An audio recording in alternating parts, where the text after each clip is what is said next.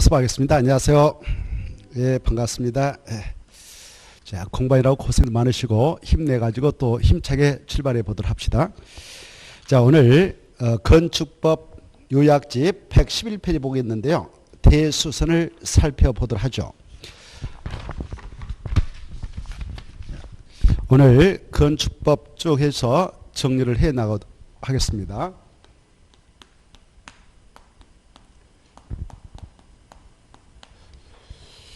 이 건축법상 적용 대상 행위로서 건축 행위가 있었고, 그 다음에 대수선, 그 다음에 용도 변경, 이런 게 있는데요. 지난주에 우리는 이 건축을 공부했습니다. 건축은 신축, 중축, 개축, 재축, 이전이 있습니다. 그랬죠? 그리고 그 뜻들을 지난주에 중요시해서 체크한 바 있고, 오늘은 이 대수선, 용도 변경을 체크해 보도록 하겠습니다.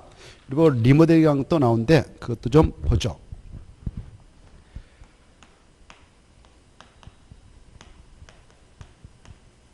자, 이 대수선은 크게 고치는 행위로서 대수선을 하게 될 때는 허가받을 건 허가받아야 되고 신고할 건 신고해야 됩니다. 그럼 대수선이 무엇이냐?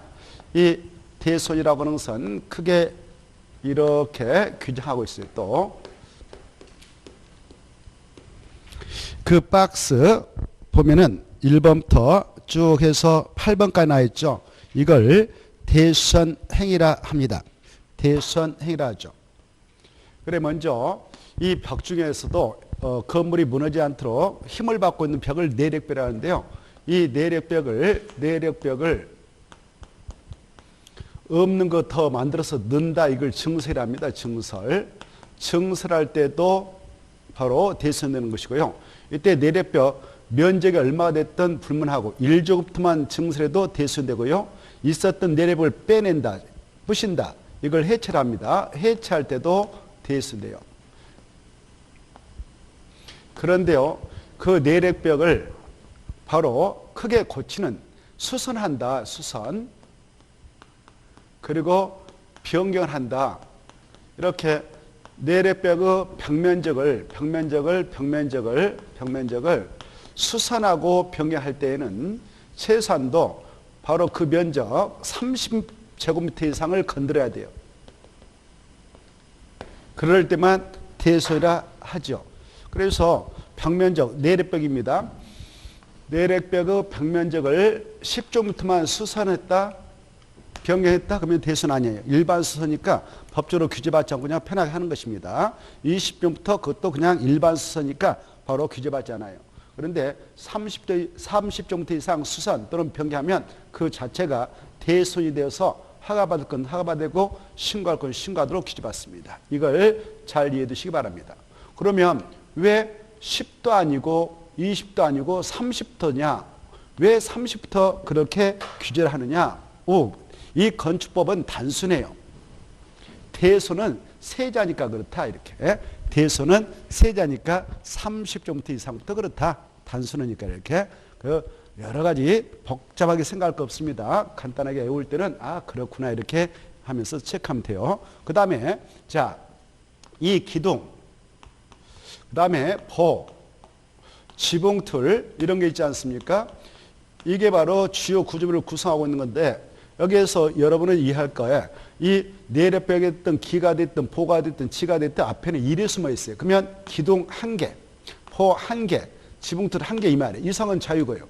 자, 그래 한글 앞에는 아라비아 숫자 1이 숨어 있다, 이렇게 생각하세요. 1은 써도 되고 안 써도 돼요. 그래 여러분이 이렇게 1란만 안 쓰고 그냥 단위 앞에 1이 안 써졌다, 그래도 1제곱미터다, 이렇게 생각하면 돼요. 1제곱미터. 알겠죠? 제곱미터 이렇게만 표시되어 있어도 여러분이 이제 공연 중사인 중개업자가 되어서 활동한다, 그러면 토지에 대한 물건이 나왔다, 그럴 때 가장 먼저 체크할 것이 토지용객 확인사하고 토지대장이거든요. 그때 토지대장 보면 그 땅에 개별 공시가 써졌어요. 개별 공시가. 거기 보면 개별 공시가가 이렇게 제곱미터 얼마다 뭐 30만 원이다 300만 원이다 이렇게 써졌거든요. 근데 이 제곱미터당 지금 1제곱미터란 말이에요. 1제곱미터당 30만 원이다 이렇게 알겠죠? 한 평이 아니라 1제곱미터다 이거. 그래 한글 앞에는 1을 써도 되고 안 써도 되고 단위 앞에도 1을 써도 되고 안 써도 된다. 우리가 이 지폐 있잖아요. 10,000원짜리니 그리고 1,000원짜리니 이런 지폐를 보시면 한글 앞에 1이 안 써졌어요. 이렇게. 그러하더라도 이것은 1만 원이다 우리가 이렇게 하는 겁니다. 이렇게. 그래서 이걸 알아두시고 그래서 여기 바로 기둥을 증설하고 해체하고 볼을 증설하고 해체하고 지붕틀을 증설하고 해체할 때는 한 개만 해도 대손이다 이렇게 생각하면 돼요. 이해되죠? 한 개. 그런데 이쪽으로 넘어왔다. 이렇게 바로 수선하고 변경 할 때는 한 개 수선해가지고는 아니고 대손 아니고 일반 수선 불가해요. 그래서 최소한도 몇 개 이상 수선 변경할 때 대손인가? 바로 3개 이상. 이것도 어때요? 대손은 세자니까 3, 3으로 나오잖아요. 수선과 변경은 최소한도 몇 개 이상 수선 변경할 대손이니까 3개 이상, 3개 이상, 3개 이상 이렇게 좀 이해하시고 나머지는 이제 그대로 읽어서 이해하면 돼요. 바로 방하 구획을 위한 바다, 방하 구획을 위한 벽을 증설, 해체, 수선, 변경하면 다 대손. 이건 따로따로 이렇게 해석해도 돼요. 방하벽을 증설해도 해체도 또 변경해도 수선해도 대손이고 방하 구획한 벽을 증설해체 수선 변경도 대손이고 방하 구획한 바닥을 증설해체 수선 변경 대손 이렇게 하시고 주계단, 피난계단 그 다음에 특별 피난계단을 이것도 3개씩 써놨습니다만은 각각 해석해도 돼 이렇게 각각. 그래 주계단을 증설해체 수선 변경도 대손 이렇게 이해되시죠? 그러나 여기서 5개 계단이 들어가면 안 돼. 5개 계단은 건물밖에 설치되어 있는 주요 구조가 아니거든. 5개 계단이니 또 5개 특별 피난계단이 이런 건물 밖에 있는 것들은 여기에 나오면 대손이 될 수 없어요. 특별 피난계단 이런 것들은 여기에 나오지 않잖아요. 이걸 취하면 돼. 이런 걸 써놓고 이것도 대손이다. 그럼 틀겠어. 주계단, 피난계단, 특별 피난계단을 증설해체 수선 변경 대손이다. 이렇게 이해를 하면서 체크를 하시면 좋겠고 그 다음에 거기 보시면은 바로 이 주택이 8가지가 있거든요. 주택 이름이 8가지가 있습니다. 이렇게 주택이라고 하는 거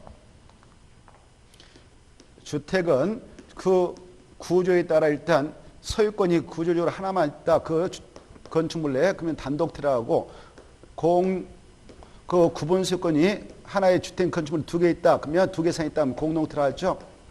그리고 이 단독택이라고 하는 것은 다시 그 유형에 따라 4가지로 또 분류되죠. 이렇게 단독택, 그 다음에 다중주택, 그 다음에 다가구주택, 그 다음에 공간 이렇게 있죠. 그리고 공동택의 유형도 4가지 있지 않습니까?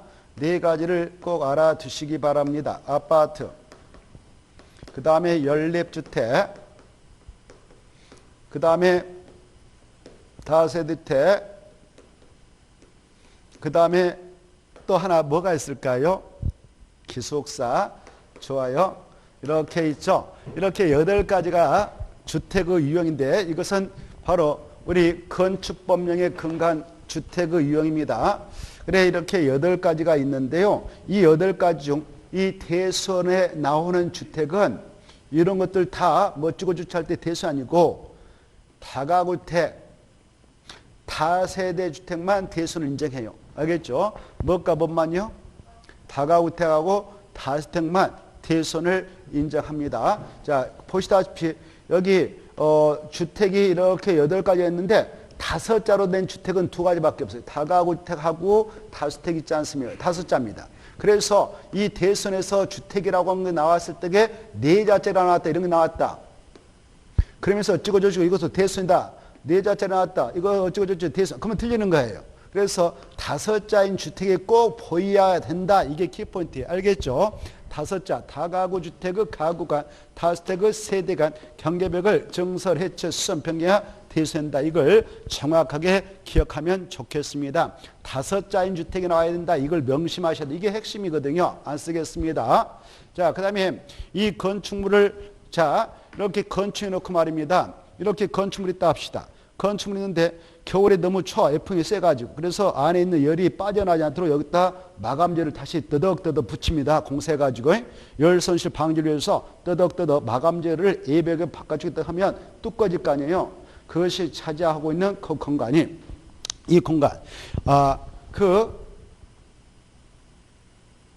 그때 마감 자재를 증설하고 해체하고 이것도 뭐냐? 거기 보면 거기 그것도 대수나 나와 있죠. 그래. 이 마감 자재 예벽의 마감 자재를 증설하고 해체할 때 이것도 뭐라고 하느냐? 대수합니다. 그리고 이 수선하고 병행할 때 이때는 최소한도 몇 제곱미터를 해야 되냐? 30제곱미터 이상을 증설하고 해체만이 대수를 하겠다 이렇게 하고 있죠. 자, 예벽의 마감 재료를 증설 해체한다.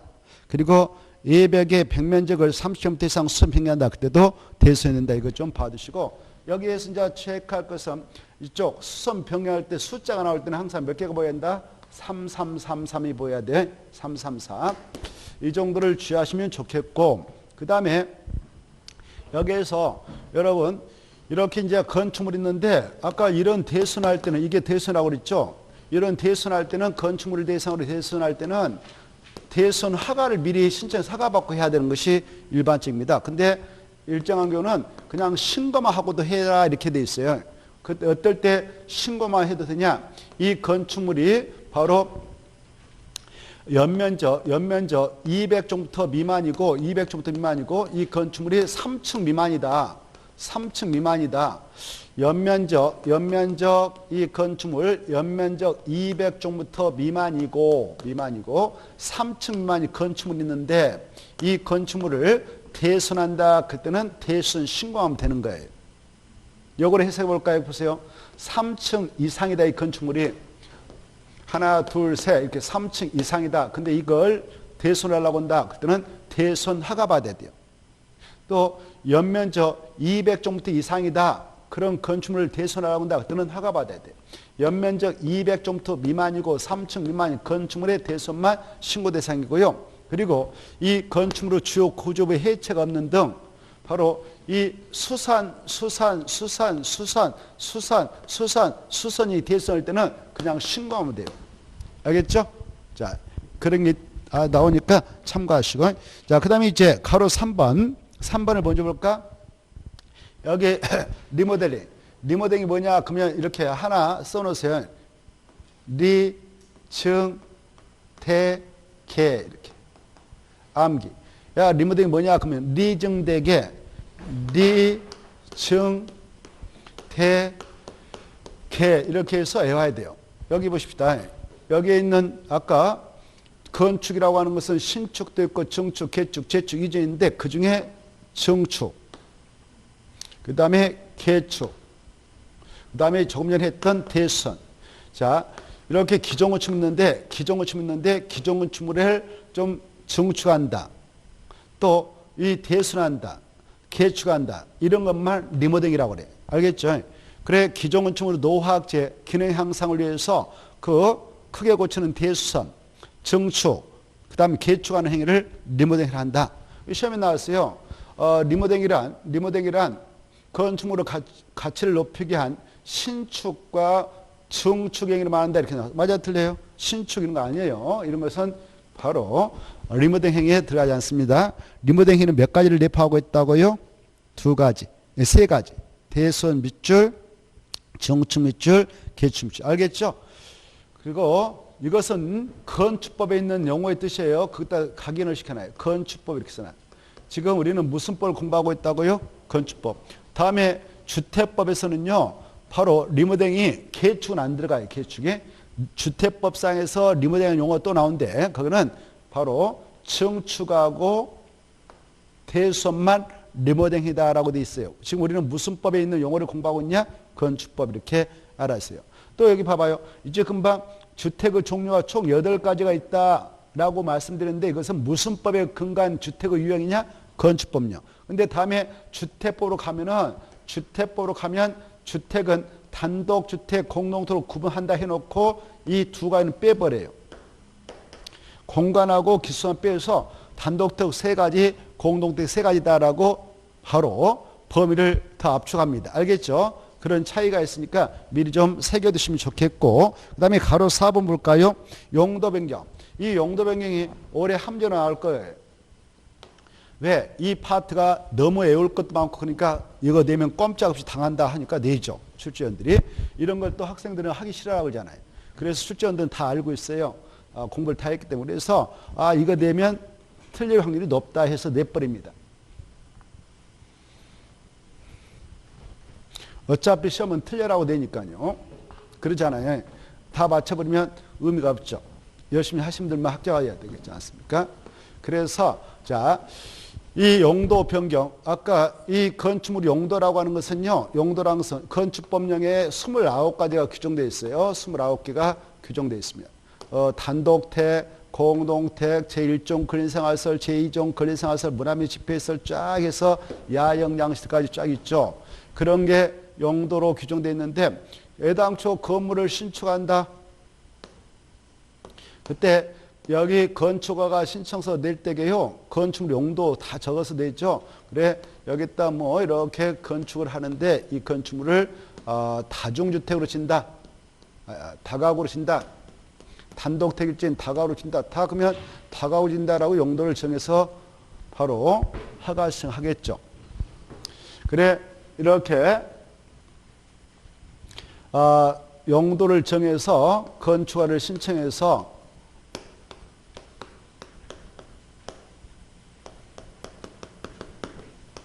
건축가 신청서 제출해 가지고 허가권자에게 허가를 받았다 합시다. 건축가를 받았다면 이제 착공에 들어갑니다. 이때 건축가 받고 나서 착공에 들어갈 때에는 바로 건축가 떨어지면 몇 년에 들어가야 되는가? 혹시 아신 분? 건축가 받았다. 허가 떨어졌다. 그러면 몇 년 이내에 착공에 들어야 되는가? 2년. 정당한 사였으면 1년 착수에 연장받을 수 있다. 다만 공장은 규모가 크니까 3년까지 봐준다. 이런 것들이 떠올랐으면 좋겠어요. 아무튼 그렇다 치고 이렇게 착공하고 이제 공사 들어갔어요. 이렇게 완료했어요. 벌써 완성했다. 공사가 완료되면 바로 이거 사용할 때 이거 신청하죠. 사용 승인을 신청해서 허가권자에게. 그래 사용 승인 신청하면 7일 내에 검사해요. 그래서 합격했다. 바로 설계 도서대로 공사 진행해서 안전하게 공사 끝냈다. 그러면 합격하면 사용하세요라고 사용 승인서를 교부해 주고요. 그래 이제 교부하면 우리는 사용할 수 있고 사용하게 할 수 있는 건데요. 이때 사용 승인서를 교부해 줬던 이 허가권자인 이 건축물이 있는 장소가 세종시다 그러면 특별자치장이 여기 땅에 건축물이 제주도에 그러면 특별자치도사가 이 두 간데는요 기초자치단체가 아직 없어요. 기초자치단체가 없습니다. 세종특별자치시, 제주특별자치원은 기초자치단시, 군, 구가 없다 이 말이에요. 알겠죠? 아직 인구수가 세종특별자치원에 30만 명이요. 왔다 갔다 하죠. 제주특별자치도 얼마 안 돼요. 그래서 여기를 기초자치단체 줄 그런 상황이 아니기 때문에 여기 제주도도 특별자치도인 제주도도 서귀포시가 있고 제주시가 있는 그 행정시에 불과하지 자치시가 아니란 말이에요. 기초자치단체 아니에요. 그래서 여기는 기초자치단체가 없다 이렇게 생각하시고 팔도대에 있는 경기, 강원, 충청, 남부, 경상남도, 전라남도에는 기초자치단체 시군이 있죠. 시군. 서울특별시 6대 광시에는 자치구가 있어요. 이렇게 이런 것들을 기초자치단체라고 하죠. 그래서 기초자치단체가 있는 장소는 시장이, 군수가, 자치구 구청장이 이 시군과 없는 여기에서는 이 광역자치단체 이분들이 이렇게 사용 승인서를 주고 이 건축물에 대한 여러 가지 그 내역, 누가 소유자는 누구다, 이용 상태 뭐다 이런 내용을 기재해서 보관합니다. 그걸 건축물 대장이라고 그래. 뭐라고 한다고요? 건축물 대장을 바로 여러 가지 사항을 기재해서 넣습니다. 이걸 등록한다고 하는데 여기 봐봐. 그래 건축물 대장은 누가 이렇게 기재해서 보관하는가 이거 아셔야 돼요. 누가 기재해서 보관하고 있다고?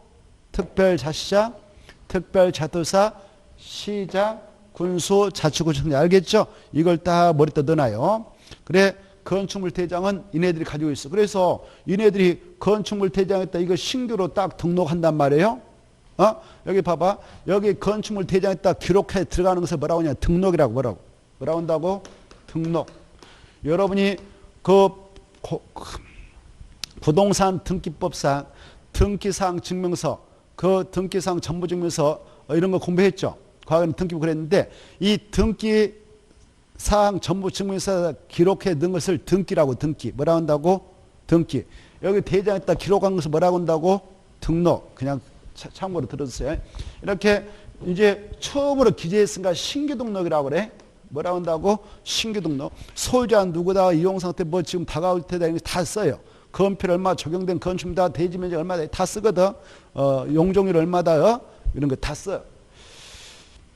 그래 이때 신규 등록했다면 봐봐. 신규 등록해서 얘네들이 그리고 나서 관할 등기소에다가 이분들이 야 이거 A 거다. 소유권 보등기 좀 해주라. 라고 촉탁할까? 이건 촉탁 등기할 수 있는 사유가 아닐까? 시험에 나오는데 이건 신규 등록은 촉탁 등기 사유가 될 수 없어요.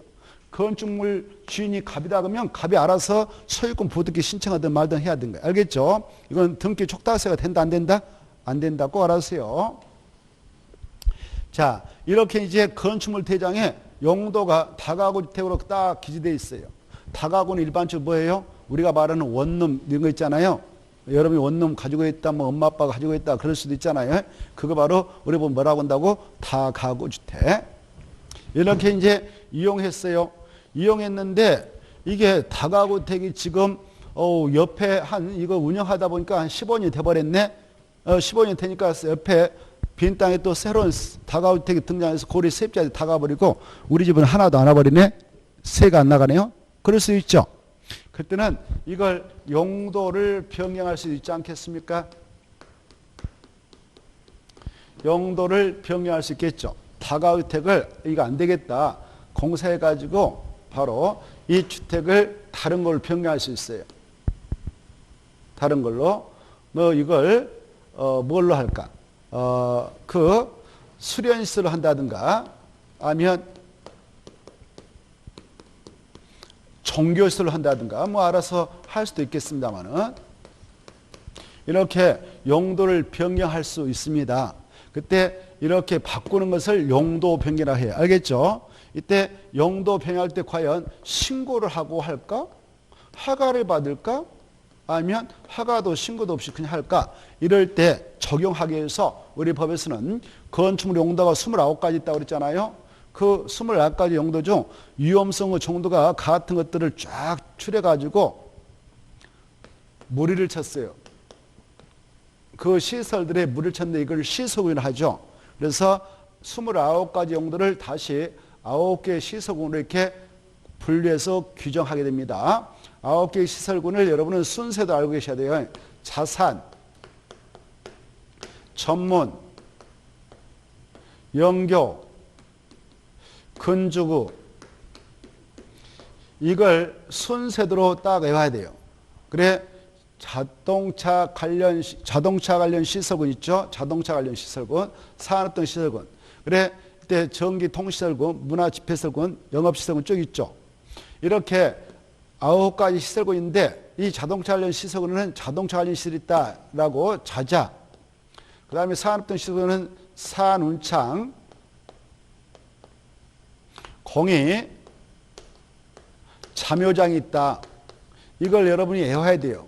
이렇게 외워야 되니까 출전 드렸대요. 이거 내면 수험생 대부분 많이 틀리겠구나 이렇게 생각하겠죠? 그럼 여기서 점수가 팍 깎이니까 어때요? 많이 걸러지겠죠? 실력파하고 실력파가 아닌 자들. 그래서 여기서 함재에서 왔다 갔다 또 하죠, 합격이. 그래, 이거 외워야 돼요. 힘들겠지만 외우시는 게 좋아요. 자산 순서도 먼저 외우시고 자산 전문 영교 건주구 자산 전문 영교 건주하고 그 다음에 같은 시설군이 뭐가 있는가 이거 전방발 쪽이 이렇게 문문 정의관 그 다음에 영 판운소 제2종 근린생활선 중 다중생활서 올라왔습니다. 교교 은호수야 근근 1, 2종 제1종 2종 근린생활서를 그냥 근근 1, 2종 2종 근린생활서 중 다중생활선 죄 올라갔으니까 그 다음에 주택이 두 가지 있죠. 주거물세고는 단독택 공동택 그냥 주주 업무 교군 그동 해서 이걸 먼저 외워야 됩니다. 그리고 위에 있는 시설군일수록 상위 시설군을 하죠. 위에 있는 윗상자 위에 있는 시설군에서 상위 시설군 밑으로 가면 갈수록 밑에 아래 하자에서 하위 시설군을 하죠. 하위 시설군을 하죠. 이때 이렇게 이걸 같은 시설군이라고 그래. 같은 시설군이 위로 올라가면 갈수록 위험성 정도가 좀 세고 밑으로 가면 갈수록 위험성 정도는 적어요. 같은 시설군에 있으면 위험성 정도가 같은 거죠. 이때 이 용도병 할 때요. 이렇게 하위 시설군을 상위 시설군을 올라가면서 용도한다. 그럴 때는 야 위험성이 적은 것을 위험성이 큰 쪽으로 하려면 안전사 확보가 중요하고 허가받고 해. 위험성인 것을 위험성이 적은 걸로 바꾼다? 그때는 신고하고 해. 이렇게 기하셔야 돼. 올라갈 때 허가받고 올라가라. 내려갈 때는 신고하고 내려가라. 이렇게 하고 있어요. 여러분이 산에 올라간다. 올라갈 때는 허가받고 올라가야 돼. 좋은 산은 허가받고 올라가고. 내려갑니다. 그때는 이제 내려간다. 신고하고 내려간다 생각하면 돼요. 알겠죠? 올라갈 때 못 받고 올라가라. 허가. 내려갈 때 뭐 하고요? 내려가라. 신고. 이렇게 외우시고 여기 봐봐요. 같은 시설군 내에서는 허가도 필요 없고 신고도 필요 없다. 그런데 뭐 해야 되냐? 저 건축물 소유자가 갑이라면 같은 시설군 내에서 영접할 때는 허가도 신고도 필요 없지만 건축물 대장에 기재되어 있는 것을 변경해 주세요라고 신청을 해야 돼요. 무엇을 어쩐다고? 건축물 대장에 기재되어 있는 상을 이번에 내가 이렇게 용도병했으니까 변경 기재해주세요라고 신청을 해야 된다 이렇게 하세요. 이해되죠? 자, 그래. 그 다음에 봐보세요. 여기 봅시다. 그러면 야 용도병 할 때 허가를 받는다? 신고를 한다? 그리고 아까 건축물 대장상 기재상을 변경해달라고 신청한다? 라고 할 때 어느 관청에 따느냐? 건축물 대장을 기재 보관하면 청에 따라 한다 이 말이에요. 그래 중요해. 용도병할 때는 무조건 저분들을 찾아가야 되지. 서울특별시에 있는 건축물을 용도병할 때 이거 한다 대장상 변경 기재 신청한다 할 때 서울특별시한테 간다 이런 질문하면 틀리는 거예요. 6대 광시에서 바로 광시한테 가서 이거 한다 그러면 무조건 그 질문 틀리는 거예요. 8도에서는 도지사한테 간다 그럼 틀리는 거예요. 이해되죠? 이걸 잘 이해해 두셔야 해요. 그래 누구한테 가서 이걸 용도 변경 처리를 해달라고 하느냐? 바로 특별자치장, 특별자치도사, 시장, 군수, 구청장이다. 거기 좀 써놓으세요. 거기 사용승인을 받은 건축물 용도를 변경할 때는 시장, 군수, 구청장 이렇게 써놨는데 좀 빠졌죠. 시장 앞에다가 특별자치장, 특별자치도사를 써놔야 되겠죠. 이해돼요? 자, 그것 좀 써놓으시고요.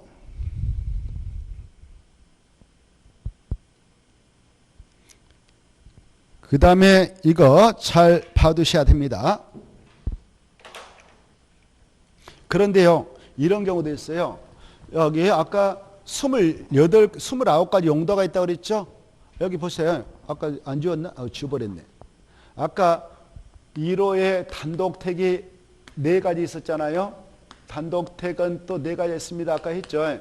이렇게 단독주택, 다중주택, 다가구주택, 공간이 있습니다.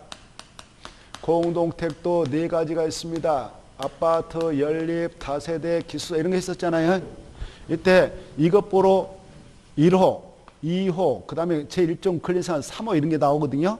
이때 이걸 이렇게 하면 같은 호라고 그래. 같은 호. 뭐라 한다고? 같은 호. 이렇게 해도 같은 호. 그래서 여기 봐봐요. 여러분이 다가구택을 다중투로 바꾼다. 그럴 때는요.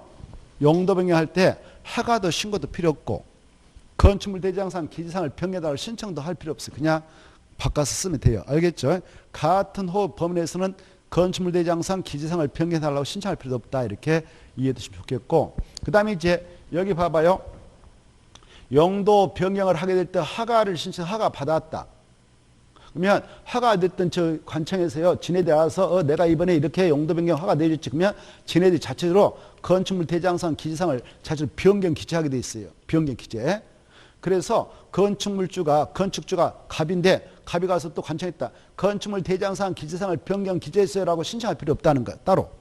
허가 받아오면 신고서 받아오면은 신고증 받아오면은 지네들의 허가 내준 대로 신고 수리한 대로 건축물 대장상 기재상을 변경 기재해 나가니까 지네들이 별도로 건축주는 건축물 대장상 기재상을 변경해 달라고 신청할 필요 없다. 여기까지 말하시고 그 다음에 이때 여기 봅시다. 허가를 받았던 신고를 하였던 허가받았던 것이든 신고했던 것이든 용도 변경하고자 하는 바닥면적 합계가 100제곱미터 이상이다. 100제곱미터 이상이다. 그럴 때는 자, 이 공사 다 끝나고 나서 이 부분을 사용하려면 사용 승인을 받아야 돼요. 못 받아야 된다고요? 사용 승인. 그 내용이 어디에 나오냐면은 113페이지 준용, 기준 뭐 해서 준용, 가나가 볼 거예요. 나를 보면 허가 대상이든 신고 대상이든 용도 변경하려는 부분은 바닥면적 합계가 100제곱미터 이상 경우는 사용 승인 규정을 준용해서 사용 승인 받아야 사용할 수 있다 이건데요. 다만 용도 변경하려는 바닥면적 합계가 500제곱미터 미만으로서 대수선 공사가 수반되지 않았다. 그럴 때는 그럴 필요 없다. 이렇게 되어 있죠. 여기 봐보세요. 용도 변경을 했던 바닥면적 합계가 100제곱미터 이상이고 아까 우리가 공부했던 대수선까지 아울러 했어. 100제곱미터 이상으로 용도 변경했는데 대수선 공사가 함께 이루어졌다. 그러면 사용하려면 사용 승인 받아야 돼요. 알겠죠? 근데 대수선 공사를 하지 않고 그냥 용도만 변경했다. 그런데 그 면적이 500제곱미터 미만밖에 안 된다. 500제곱미터 미만이다. 그러면 사용 승인 안 받고 그냥 사용이 된다. 좀 어렵죠 이게. 알겠죠? 몇 제곱미터 미만이면 500제곱미터. 용도 변경하게 된 바닥면적 합계가 500제곱미터 미만인데 대수공사가 진행되지 않았다. 그러면 사용 승인 안 받고 그냥 사용이 돼요. 500제곱미터면 평수 말하면 약 150평 미만이에요. 아무튼 자, 그 다음에 가번을 좀 봅시다. 이때 일때만 여기요. 허가 대상일 때만 허가 대상 아까 하위설군을 상위설 용도변한 것이 허가 대상이었죠. 그래 허가 대상이 끊일 때만 용도 변경을 하려고 하는데 이 바닥면적 합계가 용도 변경을 하려고 하는데 바닥면적 합계가 500제곱미터 이상이다. 그럴 때는 아무에게나 설계 맡기면 안 되고 용도 변경 설계를 건축사가 해줘야 돼. 건축사. 용도 변경에 따른 안전성 확보하기 위해서. 그래 건축사에 한 설계 규정을 적용합니다. 그래 건축사가 용도 변경 설계를 해서 도장 찍어서 그놈 첨부해서 용도 변경 허가를 신청해야 허가 내주겠다 이렇게 하고 있어요. 그 내용이 가번이에요. 허가 대상인 경우로서 허가 대상인 경우로서 용도 변경을 하려는 바닥면적 합계가 얼마 이상일 때만 500제곱미터 이상 용도 변경 설계는 건축사에 한 설계를 준용한다. 그 말은 유자격자인 건축사 있잖아요. 그분들이 용도 변경 설계해가지고 도장 짝 찍어서 그놈을 첨부해가지고 용도 변경 허가를 신청 허가 내주 있다. 그 말이에요. 속뜻이 그래. 건축사 한 설계가 있어야 됩니다. 자, 그 다음에 밑으로 내려가셔서 바로 건축 분쟁 전문 유령 하나 있죠. 이 건축 분쟁 전문 유예는 가로 1번, 2번, 3번까지 오른쪽에 115페이지까지가 한 문구입니다. 여기까지가 한 문구이죠.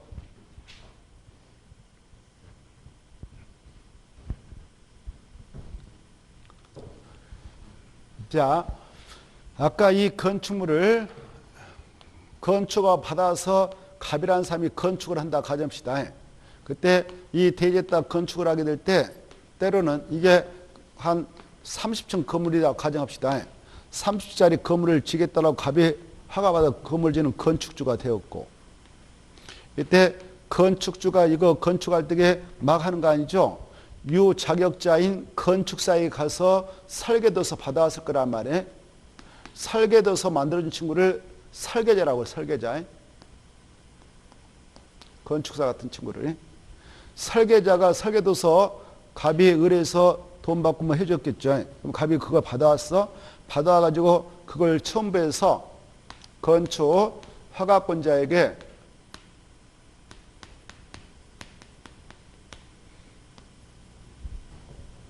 허가 신청을 했네요. 그러면 갑이 허가 신청자가 되고 허가권자는 7명이시죠. 7명. 아까 그 5명 있었죠? 특별자치자. 이 세종시에서는 이 모든 건축물 규모와 관계없이 바로 오직 허가권자는 세종특별자치장만. 기초자산체가 없으니까. 제주도는 특별자치도사만. 그 다음에 팔도에서는 시장, 군수가, 알겠죠? 도사 아니에요. 그리고 저 서울특별시 6당왕시는 자치구청장. 광역시대에 있는 구는 군수가. 그래 뭐 군수가 두 번 나오니까 그냥 군수로 생각하면 돼요. 특별자치장, 특별자도사, 시장, 군수, 자치구청장이 허가권자 돼요. 알죠? 그리고 여기 봐봐. 자치구청장이 계시는 서울특별시하고 6대 광역시에서는 그 규모가 21층 이상이다. 연면적계 10만 평대 이상이다. 그 다음에 연면적 10분의 3 이상의 증축을 통해서 21층 이상 증축, 10만 평대 이상의 증축하려고 한다. 그때는 구청장한테 허가받으러 가는 게 아니라 특별시는 특별시야, 광역시는 광역시한테 허가받아라. 이렇게 해서 이원화되어 있거든요. 아무튼 여기 봐봐. 이런 애들이 허가권자인데 이 허가권자하고 허가 신청자가 있었어요. 그러니까 이제 봐보세요. 이 친구가 오케이 해서 허가를 내줬어요. 그러면 이 친구 여기 봐봐.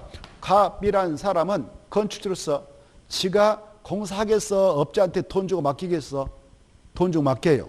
그래 이 여러분이 갑이라고 가지고 봐. 이거 어떻게 30짜리 건물 지겠어? 그래서 돈 주고 맡겨요. 돈 주고 맡겼다. 공사 맡았다. 뭐 30짜리 공사 대금 줄 테니까 예쁘게 설계도서 줘가지고 이거 가지고 좀 30억짜리 공사 좀 해주세요 해서 계약서 써가지고 공사 맡기죠.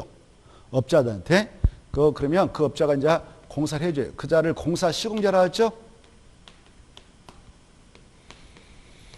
그래 이제 공사 시공자는 계약대로 이제 공사해서 바로 이 설계도서대로 공사해가지고 설계가에 도서도 공사 진행해서 끝났다. 끝나면 다시 건축자에 인도해 주겠죠? 금을 지고. 이때 이 시공자한테 30억짜리 공사 맡았을 때 돈 벌라고 맡은 거에 지금, 를 그냥 공짜로 제공하려고 한 거예요.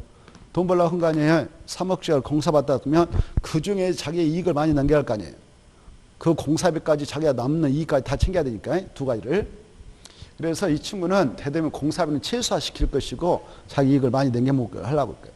그러려면 설계도서라면 돈벌이 안 될 것 같아. 그래서 건축주 잘 몰라. 도면도 모르고 그래서 그 건자의 내역도 모르고. 그래서 공사 시공한 사람이 바로 30개월 공사 맡았지만 장난쳐버릴 수가 있어. 설계도서에는 기둥 하나 밟을 때 철근 지름 100mm짜리 100개 넣으라 그랬는데 한 90개 만들고 빼먹었어. 그럼 자기가 이익이 남잖아요. 그래서 부시공사하면 이거 이렇게 인도해서 줬다 공사 끝나고 그러면 건축주가 손해본 거 아니에요. 그래서 바로 이때는 야 너 장난치면 안 돼 해서 건축주가 유자격증 건축사 같은 친구를 감독관을 보내요. 그 자를 공사감지하라 해요. 뭐라고 한다고? 공사감지자. 이 공사감지자는 이렇게 건축주가 일반적으로 지정하고 규모가 적은 것은 이 건축주가 또 자가 시공할 수 있는 것들이 있어. 조그마한 집들이. 그런 것들 또 허가권자 공사감지를 정하는데 아무튼 일반적으로 건축주가 이렇게 감지를 정해서 보냅니다. 그러면 이 사람은 감독관이 돼. 감독관. 그래 이제 봐보세요. 하나의 건축물로 건축공사 진행할 때는 이 건축공사가 진행할 4명이 관여해요. 건축주, 설계자, 그 다음에 공사 시공자, 공사 감자 이렇게 4명이 관여하는데 이네들을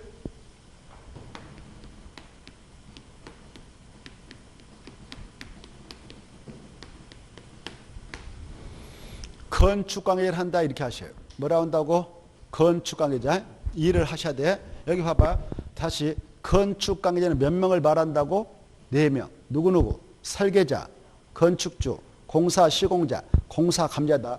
이 친구는 아니다요. 이 친구는 아니다. 알겠죠? 이 자는 건축 관계자 아니에요.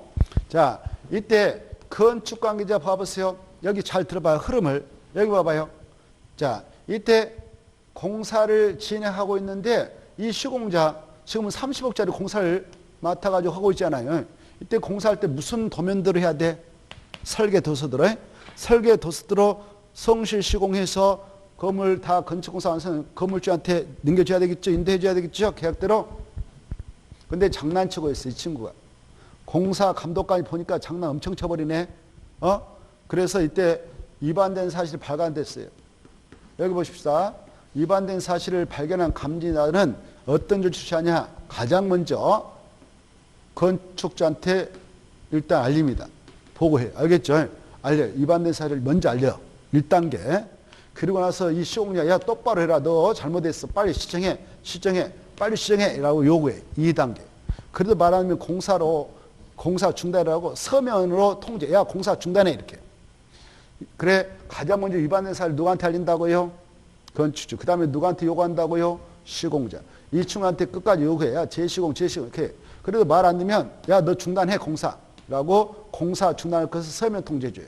그래도 이 친구가 그걸 무시해버리고 진행한다 그러면 이 공사 감자는 그 위반된 사항을 허가권자한테 보고한다. 그러면 허가권자가 가만히 있겠어? 법을 위반한 친구인데 바로 영업증 뗀다든가 면 취소하면 그러겠죠. 그러면 제일로 큰 압박이 되겠죠. 흐름을 이해해 두세요. 자, 만약 이 친구가 성실 시공 도면도를 했고 또 감자도 열심히 감독해서 잘 진행돼서 공사가 끝났다. 공사가 끝나게 되면 이 친구는 감독관으로서 공사 감리 완료 보고서를 작성해요. 공사가 다 끝났다. 그러면 감리 완료 보고서를 작성해. 여기 보셔봐. 감리 완료 보고서를 작성했다면 이걸 감리자는 누구한테 제출할까요? 1. 허가권자한테 바로 제출한다. 2. 건축자한테 제출한다. 오, 좋았어. 좋아. 공부 다 하셨네. 좋았어. 이제 실력이 쌓이니까 좋아요. 건축주한테 제출하지 허가권자한테 제출 아니다. 꼭 하시고. 그럼 이제 이 공사 시공자도 건물 딱 넘겨줬다. 이쪽으로 인도해줬어. 그럼 이제가 받아서 이제 사용하려고 그래. 그러면 이 감리완료 보고서하고 공사가 다 완료됐다는 도면하고 서류, 공사를 도서 첨부해서 이 허가권자한테 바로 사용 신청을 합니다. 사용 승인을 신청하죠. 왜 합격하면 아까 이렇게 내준다고 그랬죠? 이렇게 돼 있는데 문제는 여기에서 터져버렸어. 30층 공사인데 5층 공사 올라가다가 이게 붕괴돼 버렸다. 그러면 어때? 그 돈은 누가 감당할 것이냐 이런 문제가 있겠죠? 네가 설계 잘못했다. 설계자. 네가 시킨 대로 했다. 건축주 네가 책임져라. 네 거니까. 공사 시공에 네가 잘못했다. 나의 시가에 이럴 때 이걸 건축분쟁이라고 그래요. 뭘 한다고? 건축분쟁이. 그래 이때 이 건축분쟁은 이와 같이 건축 관계자 간의 분쟁이 발생할 수 있어. 지네들끼리. 또 여기서 공사 잘하고 있는데 인접 대지가 어느 것인데 여기 이미 건물이 있건만 공사하다가 이렇게 금이 가고 어쩌고 했다고 어리 이의제기를 해요. 야, 내 건물 지금 500짜리인데 너네 공사할 때 뭐 잘못해서 집안이 흔들렸다. 그리고 어쩌고 저쩌고 해가지고 금이 갔어. 너 손해배상해줘. 그래서 인건 주민 간의 분쟁이 발생할 수도 있어요. 그렇죠? 이럴 때도 있고 또 이 설계자라든가 이 감리자 있지 않습니까? 이 감리자보다 이 감리자가 됐던 설계자가 됐던 이 자들은 건축사의 자격만 있으면 그 역할을 할 수 있는 지위가 인정되거든. 이보다 더 권위자가 그쪽 분야의 전문가가 있어. 건축구조 기술사 이런 친구들이 있어요. 그 애들을 관계전문 기술자라고 그래요.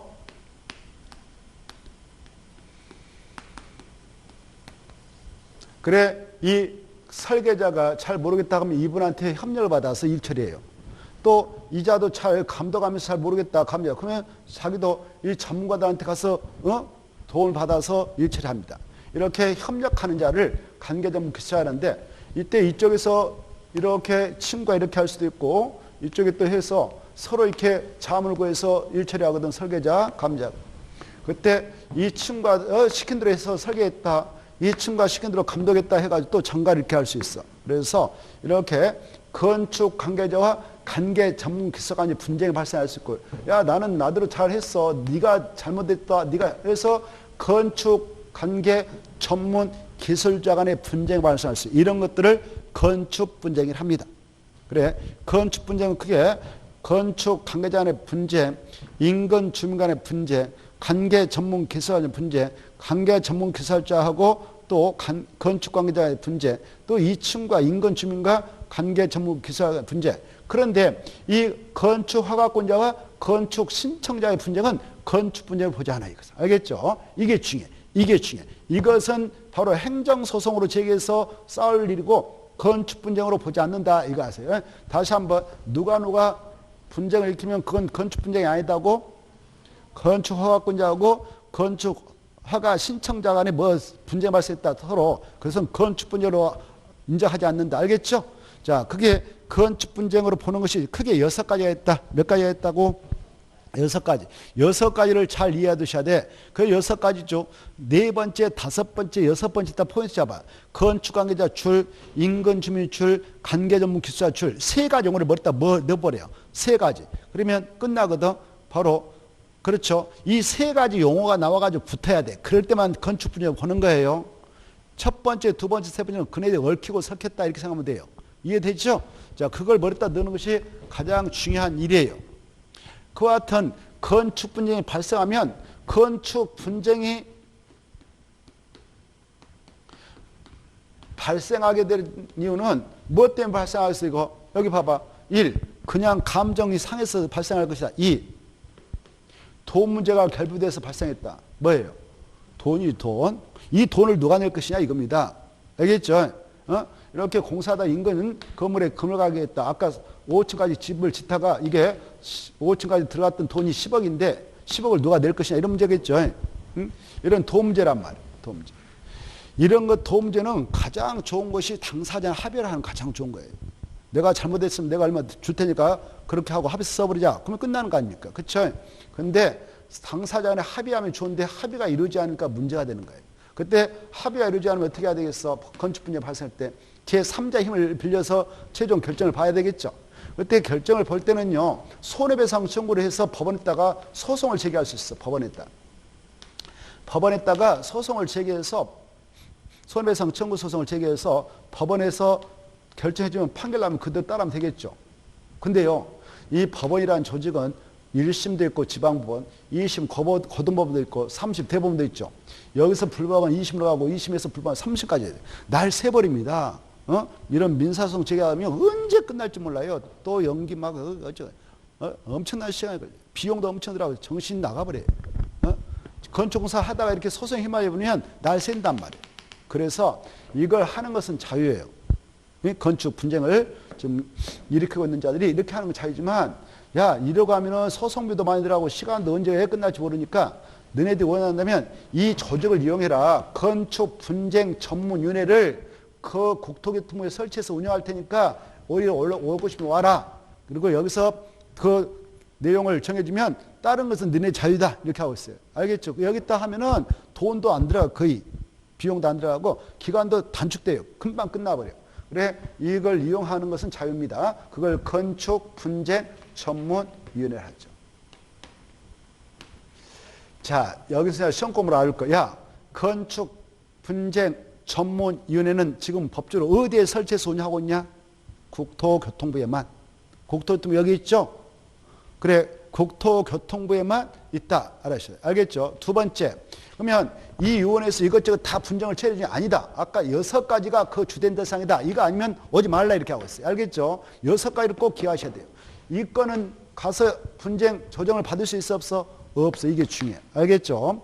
그 다음에 야, 이 위원회에다가 사건 당사자가 바로 그 아까 여기 가방거리 사건 당사자라고 가정해봐. 또 아까 여기 아무튼 사건 당사자 분쟁이 발생해 합의하다가 안 됐어. 야, 우리 둘이 다 없다. 그냥 여기 둘이 가서 합의로 여기다 신청서 내고 왔어요. 봐봐요. 둘이가 야 여기다 내 가지고 우리가 답 구하자. 둘이가 합의로 갖다 신청 내고 올 수 있어. 이걸 재정신청이라고 그래. 뭐라고 한다고? 그래. 제정신 여기 봐봐요. 또 하나 여기 봐봐요. 여기 봐봐. 이렇게 둘이 합의 보다가 혼자 성질해가지고 픽 가버렸어. 이 신청 들고 사건 당사 일방이 가서 여기다 신청 내고 왔다. 이걸 조정시체라고 그래. 용어가 다르단 말이에요. 이해돼요? 자, 재정신청은 합의로 갖다 낸 거다. 조정신청은 사건 당사 일방이 갖다 내고 온 거다. 알겠죠? 이렇게 두 가정으로 쓰는데 이때 조정신청서가 들어갔다.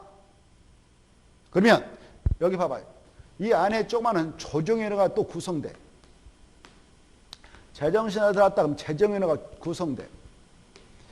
이때 조정위원회는 몇 명 위원으로 구성되냐? 3명. 재정위원회는 몇 명으로 구성되냐? 5명. 이 수치를 암기해야 돼. 알겠죠? 알겠나요? 다시 조정위원회 몇 명? 3명. 재정은 5명. 거기 나와있죠. 가로 2번에. 가로 2번에 동그라미 2번 나오니까 분쟁위원회 구성해서 동그라미 2번 꼭 받으세요. 자, 이게 시험장에서 헷갈린다 나왔는데 그러면 이렇게 생각해봐. 조정위원회가 몇 명이다고요? 3명. 여러분이 혹시 살아가면서 그 사랑과 전쟁이라는 프로를 보셨나 모르겠어. 보셨나 모르겠는데 가끔 지금 없어진가 모르겠는데 가끔 한 번씩 어떻게 하다 보면 걸리죠. 그게.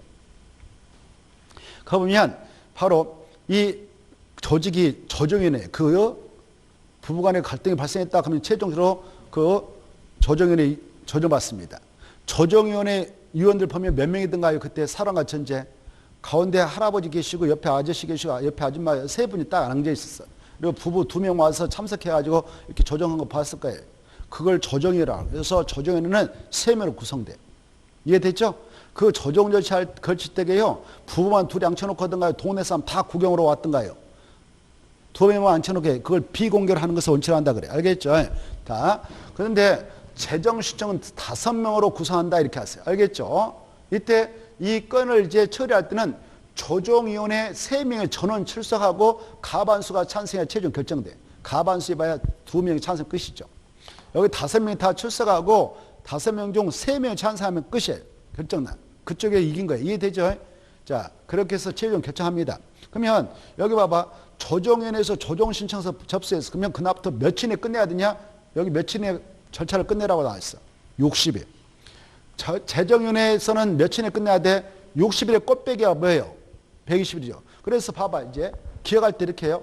조정위원회 3명. 아까 1명 이상 갖다 찔러댄 거다. 그리고 3명이다. 60이다.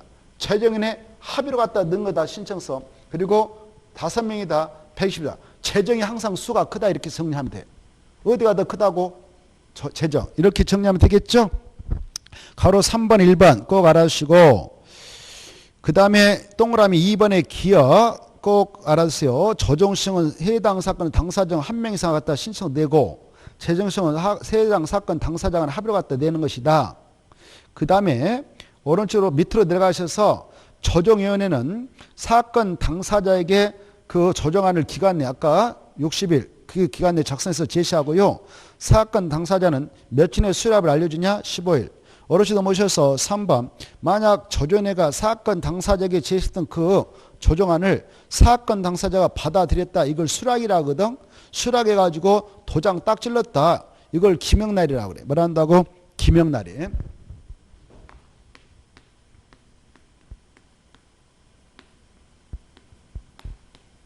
여러분 시험에는 안 나오지만 이제 중개사 해보려면 알아뒀으면 좋겠어요. 뭐 문서 같은 거 읽을 때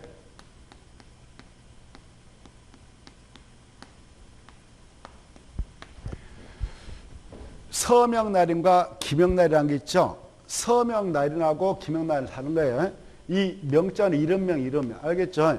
이름이 있어. 문서에 이름이 있는데 이름에 따라 도장을 딱 찍는 것을 날이나 하죠. 이름.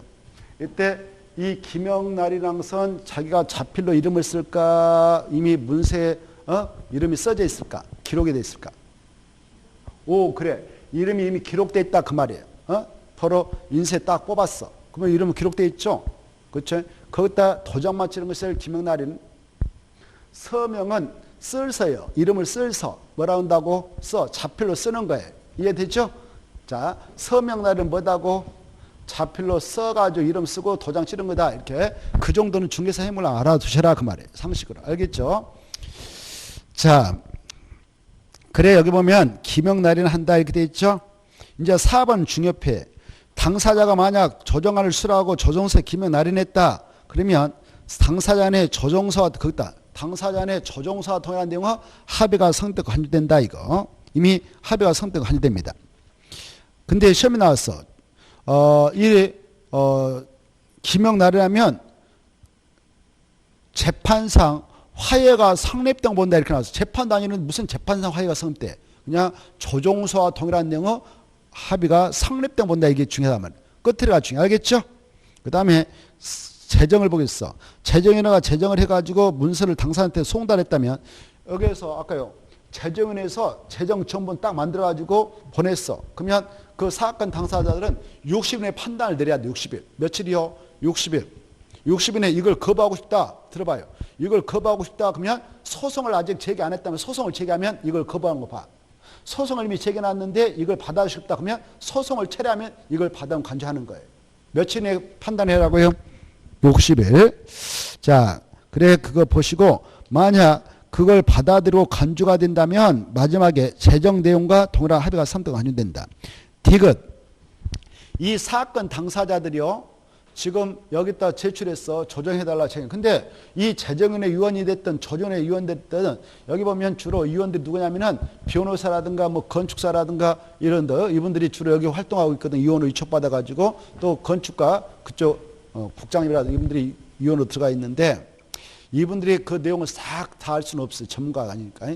그래서 얘네들이 위원들이 판단하기 힘든 것들은 전문 기관의 감정과 진단과 시험을 의뢰해요. 그러면 그 기관에서 돈 달라고 할 거 아닙니까? 돈 받고 그거 해주니까. 그때 그 감정 진단 시험 병은 누가 낼 것이냐? 여기 위원회에서 낼까? 아니면 사건 당사자 내야 할까? 사건 당사자이 내는 거예요. 이해되죠? 사건 당사자 내요.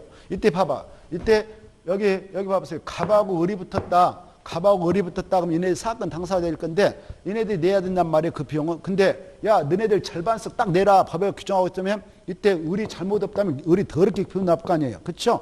그래서 을이 보서 야 그렇게 기분 나쁘게 생각하지 말고 원래 그렇게 시험에 이렇게 나왔어. 여기 봐봐요. 시험에 사건 당사자가 50대 50 부담해야 된다 이렇게 나왔어. 그럼 틀려요. 감정시험 진단면은 사건 당사가 50대 50 비율을 낸다. 그럼 틀리고 합의를 정해. 합의로. 뭐를 정한다고? 합의. 야 네가 잘못했으니까 네가 100% 내라. 알았어. 내가 다 낼게 한다든가. 내가 95 네가 5 해서 그 한번 감정을 의뢰보자. 진단을 의뢰보자. 이렇게 할 수 있죠? 자, 합의를 해. 합의가 이루지 않으면 위원회에서 정한 비율도 내면 된다. 여기까지 하시기 바랍니다. 하나만 더. 여기 봐봐요. 이 위원회 위원 중에는 아까 변호사님도 그 위원으로 위촉받아서 들어갈 수 있어. 알겠죠? 그러면 변호사님은 위원회 몸담고 국토교통부에 있는 이 건축분쟁 전문위원회 위원으로 활동하고 있다. 그분은 공무원이 아니단 말이에요. 공무원이 아니지만 위원으로 활동하고 있는 도중 사건 당사자에게 바로 돈을 먹었다. 나에게 좀 이렇게 조정과 재정을 해달라고 돈을 먹었다 얘네들한테. 그러면 공무원에게 적용하는 수뢰죄, 뇌물죄 있잖아요. 뇌물 먹는다 이걸 수뢰죄라거든. 수뢰죄로 처벌할 때는 공무원의 지위가 있는 걸 간주해서 수뢰죄로 처벌이 가능하다. 여기까지 알겠죠? 그래. 사건 당사자 돈 먹으면 위원회도 바로 형법상 수뢰죄를 적용해서 처벌할 때는 공무원의 지위가 있는 걸 간주해버린다. 여기까지 알아주시면 좋겠습니다. 쉬었다가 116페이지 하죠.